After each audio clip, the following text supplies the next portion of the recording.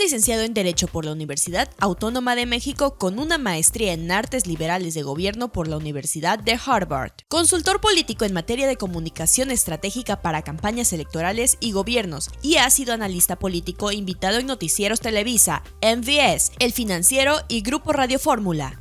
Él es Ramón Morales Izaguirre, y él siempre piensa fuera de la caja.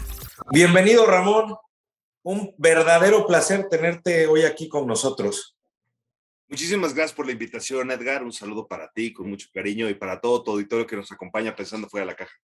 ¿Cuándo nace la fascinación por la palabra, por la comunicación política, por dar clases de oratoria? ¿Cuándo nace eso? ¿Cómo era el Ramón? ¿Qué impulsó al Ramón a poder llegar a eso? Platícanos. Y bueno, pues el caso es que una de las partes, yo diría que cómo empezó todo, pues una de las cosas que lo empezó todo, nada más que no me di cuenta en su momento, pero así fue, o por lo menos así lo veo, es que en el año 2006 gané el Premio Nacional de la Juventud en Oratoria. Y el director de la Facultad de Derecho donde estudiaba, el doctor Fernando Serrano Migallón, me dice que si quiero dar unas clases de oratoria para mis amigos, bueno, para mis compañeros estudiantes de Derecho. Y entonces le dije que sí, pero por supuesto, ¿no? Y unas pocas clasecillas, ahí estaba apenas desarrollando como el método que ahora tengo, y ahora lo tengo todo muy clarísimo, pues muy controlado en términos de que todo está bajo control, ¿no? Ejercicios, tareas, diapositivas, etcétera. Y bueno, pues con eso fue con bastante tiempo, pero el caso es que una cosa llevó a la otra. Conocí un día a un consultor que venía de trabajar con Fox y con juventudes foxistas. Dijo, oye, vente con nosotros, queremos que des una plática. Y de pronto conocí a una amiga ahí y me dijo, por favor, tienes que venir al PRI. Ahí conocí a la senadora Moreno, María de los Ángeles Moreno Uriegas. Hoy en día hay un monumento de ella en el PRI. Pero no es un monumento, pero es un busto, ¿no? Y qué interesante, ¿no? O sea, tengo fotos con ella, o sea, hace tiempo estaba viva, o sea, la conocí en vida, y ahí está su busto en bronce en la explanada del PRI, para que todo mundo lo vea junto a Benito Juárez, ¿no? O sea, está impresionante. Y bueno, pues ella fue mi primera clienta de conferencias. Ella fue la primera persona que me dio un espacio para que yo diera conferencias sobre formación política para jóvenes. Y bueno, de ahí conocí a una niña en esas clases que se llamaban Estrategia DF, que me lleva al ITAM. Y en el ITAM, lo que pasa es que esta niña alumna del ITAM convence a la sociedad de alumnos de pagarme una lana de su propio presupuesto para que yo diera unas clases en el ITAM. Y pues la sociedad de alumnos me contrata para eso, y ya me iban a pagar. Y entonces una maestra del ITAM me dice que en vez de que me paguen esa lana, que es demasiada, eran más de 100,000 pesos por un curso, me dice, ¿por qué no te vienes a ITAM y aquí das clases? Y me pareció muy sensato, ¿no? Sinceramente me pareció como el camino correcto. Y en el ITAM conocí a un buen de alumnos. Eso me llevó a la Universidad Panamericana, donde tuve la oportunidad de estudiar un buen, ¿no? No entré a la Universidad Panamericana, sino que di muchas clases ahí, y me dio la oportunidad de pagarme mis colegiaturas en Harvard y ahí estudiar todo lo que estudio y enseño ahora, ¿no? O sea, toma de decisiones, negociación, retórica, lenguaje no verbal, y aprender a estudiar en bibliotecas online, hacer estadística, manejar datos y profundizarme más en negociación. Pero en Harvard, por ejemplo, no había una maestría en gobierno o en comunicación política, ¿no? Entonces eran pequeños pedazos de materias. Ellos te ofrecen como 300 materias para que tú elijas. Y tomé comunicación política, tomé asuntos internos y política exterior, tomé guerra, crímenes de guerra y justicia, tomé manejo de datos, técnicas de investigación, tomé política exterior norteamericana, tomé retórica y tomé oratoria. Y juntando eso, empecé a encontrar quiénes son los autores, quiénes son los libros y quiénes son los opinadores más importantes. Por ejemplo, por darles un ejemplo, a mí me gusta mucho en mi clase de oratoria citar mucho a Janine Driver. Janine Driver es la analista política que yo más he visto en televisión norteamericana. Ella no es propiamente académica, ella es analista en noticieros, pero ellos están en la práctica, nosotros estamos en la práctica. Me di cuenta después de tantos años de querer ser académico, de querer ser doctor, investigador y todo el rollo, que no están en la vida real. Para ser investigador grado 56 Ultra, Don Godzilla, te la tienes que pasar investigando. Y las personas que se la pasan investigando no están en los gabinetes, no están en los equipos de gobierno, no los llaman a las campañas. Entonces me di cuenta de que sí está muy padre tu artículo, sí está muy, muy padre tu artículo, pero nunca te he visto en la vida real, nunca, jamás. Y ahí es cuando decidí que era momento ya de dejar de dar clases universitarias porque tu zona de confort te va a matar. Es muy importante para todas las personas que les gusta pensar fuera de la caja, que recuerden o que reflexionen qué tan viejo te puedes o qué tan vieja te puedes hacer haciendo lo mismo siempre. Y ahorita viene una pregunta bien importante. ¿El orador nace, se hace, se crea, se produce o se transforma? ¿O es una mezcla de todo? Es una excelente pregunta. Y yo creo que hay muchas personas que se lo preguntan. No hay muy pocas cosas en este mundo para las que se nacen. Más allá de la belleza y del atleticismo, el talento físico, que son verdaderamente dones mandados por Dios, todas las disciplinas se hacen. Químicos, abogados, contadores, plomeros, sastres, lo tienes que hacer para hacerlo. Te invitaría a ti, Edgar, y invitaría a todo el auditorio a pensar cosas que se nacen. Si se naciera para ser orador, de entrada, los profetas, los mesías y los líderes, desde niñitos empezarían. Desde chivita, así literal, empezó a hablar y ya, ¡pum! Madres. Yo soy Premio Nacional de la Juventud en Oratoria y en Debate. Desde los, no sé, sexto de primaria ya empezaba a ganar premios de oratoria. Y ahora doy clases a políticas de cómo hablar en público, cómo argumentar, ¿no? Y estoy completamente, se los digo, o sea, después de verlo en miles, miles, miles, millones, nadie nace para ser orador. Esa es una zona de confort que a mucha gente le gusta mucho tomar. Decir, no es que yo no nací para eso. No, es que se nace para la oratoria, se nace. No, no, no, es que qué bárbaro, traes nato. Nadie lo trae nato, pero le gusta mucho a la gente tener esa zona de confort. A la gente, en su mayoría, le preocupa mucho ser juzgado y equivocarse y no ser aceptado por los demás. Eso es lo que a la gente la detiene de ser el orador o la oradora que podrían llegar a ser. El hecho de sentir que todo mundo te ve, que todo mundo eres muy relevante para todos. Es muy importante que los seres humanos aprendamos a saber que no somos el centro del universo. Es una carga muy pesada los que creen que son el centro del universo y que todo el tiempo se trata de ellos. Entonces, mi secreto para hablar bien es siempre hablar de lo que a la gente le interesa. Es siempre hablar de por qué la gente debe sentirse orgullosa de sí misma. Es qué les sirve a la gente o cuáles son sus problemas y cómo solucionarlos. Pero hablar de ti, para nada, te van a dejar, bye, adiós. El punto es que el orador se hace y se hace con buenos errores. Los errores son la piedra de afilar en la katana de nuestra mente, en la espada de nuestra mente. El error afila la espada. Para no cometerlo otra vez, afilas la espada con errores. Entonces, trabarse, caer, vomitarse, entrar en shock, ponerse a llorar, que te abucheen, que te lancen un tomatazo. Yo tengo un video de Bill Clinton en la Convención Nacional Demócrata de 1988. 88. En esa época, 88, lo abuchaban de esa convención por aburrido. Y con el tiempo él entendió que su oratoria tenía que ser más con los ojos, mucho más conversacional, más activa visualmente, mucho más de anécdotas, cambiar tonos, etcétera, no ser un orador tan formal. Bill Clinton entendió el secreto del político desde hace muchos años, de cómo sobrevivir como líder mediático. Y bueno, pues lo que les quiero decir es que el ser humano no nace siendo químico, no nace siendo carpintero, no nace siendo abogado, no nace siendo veterinario, tampoco se nace siendo orador, ¿no? Se nace siendo bello, se nace siendo ágil y fuerte o propenso para. Pero la oratoria no tiene cualidades dadas por Dios, por decirlo así. Entonces, eso es lo que yo diría.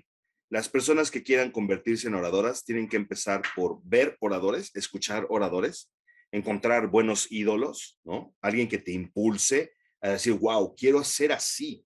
Porque los héroes sirven en nuestras vidas para inspirarnos a nosotros mismos, para creer que puedes ser como ellos, que hay cosas tan grandes que puedes tú ser así. Por eso es importante tener ídolos o modelos de conducta. Bueno, les recomiendo muy buenos oradores a los cuales ver y estudiar por méritos oratorios. Bill Clinton, Nicolás Sarkozy, Barack Obama, Adolfo Hitler, Benjamín Netanyahu, Jorge Romero Herrera, panista, actual coordinador de los diputados del PAN, así a esa altura, a ese nivel. Pues yo diría con esos es bastante, no desperdiciar el tiempo viendo a Martin Luther King. Martin Luther King es un gran retor, tiene un mensaje muy profundo, pero pues no, o sea, en términos oratorios no es tan grande. Entonces, en resumen, serían esos. El ser un buen orador o el sentirse un buen orador te genera un tema de confianza, te da empoderamiento y eso lo puedes sacar. Tú, no sé quién sea el mejor, pero para mí tú eres el maestro en oratoria más brillante que hay en México. Qué paradójico, ¿no? Gordo y pelón. Fíjense, chequen. Todos tenemos defectos, es muy importante. Todos tenemos fallas, eso es importante. Pero hay que saber depositar tu autoestima y tu confianza en ti mismo en cosas permanentes. La pregunta que me hace Edgar es, hablar en público, hablar bien, ser bueno y elocuente, ¿te da autoestima, te da seguridad, te da confianza en ti mismo? Yo lo que diría que verdaderamente te da confianza en ti mismo es cuando confías más en tu mensaje que en tu aspecto. Cuando confías más en lo que puedes ayudar al otro que en cómo te ves. Entonces, la respuesta es, qué interesante, ¿no? O sea, ¿cuántos hombres estarían muy tristes en sus vidas? Yo soy bastante pleno, bastante feliz, siendo absolutamente pelón, ¿no? No se pueden hacer el queso Oaxaca, ni se pueden poner aquí el chuchuluco, ni nada. Y siendo gordo. Muchos estarían bastante, pues no sé, se sentirían muy débiles. Pero yo me di cuenta de que Mahatma Gandhi era pelón, con lentes, tenía una voz así, delgado, raquítico, negro, súper flaco, con un taparrabos y moviendo naciones. ¿Cómo lo logra? Adolfo Hitler es muy feo. Su voz es así, ¿no? No tiene ningún atributo físico, pero mueve naciones. A ver, Obama, quítenle lo angelical que es, lo brillante que es, y lo que queda es un morenito feo. ¿Por qué no nos importa? Como un gordo pelón, un negro feo, un hindú todo desnudo, pueden mover naciones así, grupos así. Porque nuestra autoestima está en nuestros valores, nuestra fe, nuestras ideas, nuestra causa. La autoestima de Hitler era su lucha, Mein Kampf. La autoestima de Barack Obama estaba en el libro Sueños de mi padre y la audacia de la esperanza, The Audacity of Hope. Vaya, los incontables sermones que contaba Martin Luther King, los textos de Mahatma Gandhi, los grandes discursos de Fidel Castro. El punto que quiero darles es que cuando tu autoestima está basada en lo que estudias, en lo que piensas, en lo que sabes, en lo que sientes, en lo que crees, pues ya te hace mucho más seguro. Mi mamá, déjame contarte, final de la historia, y no tardo nada. Mi mamá es una mujer, mi mamá ahorita tiene como 64 años, y es una mujer muy bella. sea, físicamente, pues digo, cuando era joven, sí, wow, wow, wow. Y mi mamá, pues tuvo un novio y ya, mi papá, realmente. Y pues les digo, espectacularmente bella. Y para ella nunca fue tema, porque ella siempre fue muy religiosa. Y siempre su autoestima y siempre su fe en Dios, en sus convicciones, la hacía sentir muy segura y es arrolladora, ¿no? Pero siempre, pues en rara vez usa maquillaje, rara vez usa, y a lo mejor muchos pueden decir es que precisamente porque es muy bella, ¿no? O a lo mejor tú, Ramón, la ves porque es tu hijo, pero bueno, subimos una foto en el Twitter del programa para que vean. Y el punto es que les digo que su autoestima está basada en su fe. Su autoestima está basada en algo atemporal, porque las ideas son inmortales. Gracias, Edgar. Entonces, entendemos que la oratoria, ¿sí? El discurso, pudiera ser algo muy importante que inclusive se le pudiera dar a jóvenes, a niños, a nuestros propios hijos, porque de alguna u otra manera genera esa confianza. Hablábamos hace rato perfectamente cuando tú decías, es que yo no nací para. Entonces, automáticamente por alguna situación, tú solo te estás limitando. Tú solo te estás justificando para no hacer o poder hacer ciertas cosas. Entonces, creo que la oratoria pudiera ser algo muy interesante en el tema de la educación, tanto en familia como en la escuela. Y ahí viene mi siguiente pregunta. ¿Tú cómo visualizas el futuro en la educación en México? Tiene que ser forzosamente enfocada en los medios de comunicación, pero es muy importante entender que entre más educas a un pueblo, más difícil de gobernarlo es. Entonces, Francia, por ejemplo, es un pueblo que sufre eso. Extremadamente educados y muy difíciles de gobernar. Son democracias que todo el tiempo están pues en constante movimiento. Y si se fijan, desde la Revolución Francesa hasta la actualidad, ellos son los más politizados de los politizados. Lo que a lo mejor, considerando el futuro de la educación en México, es triste, pero hay que empezar a decirlo, porque si no lo decimos, pues no va a pasar nada. Pero ni la izquierda, ni la derecha, ni el centro le invierten en la educación. Ya México ya fue gobernado por la izquierda, por la derecha y por el centro. Y no, nadie le invierte educación. A ver, podemos hacer las páginas de videos musicales más grandes del mundo con millones de dólares de producción. Los sitios porno, millones de videos. Sitios con tutoriales, miles de videos. ¿Y por qué la Secretaría de Educación Pública no tiene el Sistema Nacional de Formación y Capacitación o el Sistema Nacional de Educación, donde te puedes estudiar desde matemática 1 hasta matemáticas postdoctorales y todos nuestros profesores serán convocados a un programa público para ser inmortales? Pues no, porque eso le daría una ventaja a los mexicanos brutal. Pero yo estoy seguro de que un solo presidente en un solo sexenio puede convocar a los profesores de todas las materias, de todos los grados y de todas las ciencias en 6 años, grabar y producirlo todos, dar una cantidad enorme de empleos y darle la oportunidad a los mexicanos de tener en un sitio de internet un recurso para estudiar de otros profesores y para que los profesores tengan dónde estudiar, porque nuestros maestros mueren, nuestros maestros fallecen y su legado y sus técnicas y sus clases y sus ideas se esfuman. Mi sueño en cuanto a la educación en México sería un sistema nacional de educación con videos de todo esto, con los mejores, ¿no? Y que sean profesores muy brillantes, pero no hay protagonismos, ¿no? O sea, es un consenso de maestros y los pares te enseñan algo, ¿no? Entonces hay que meter de todo, ¿no? Para que los egos no obstaculicen, darles oportunidad a ellos de tener y enseñar fragmentos, aunque sean personas que estén ya postradas en una mesa porque están pues muy grandes como para dar una clase muy energética y muy apasionada.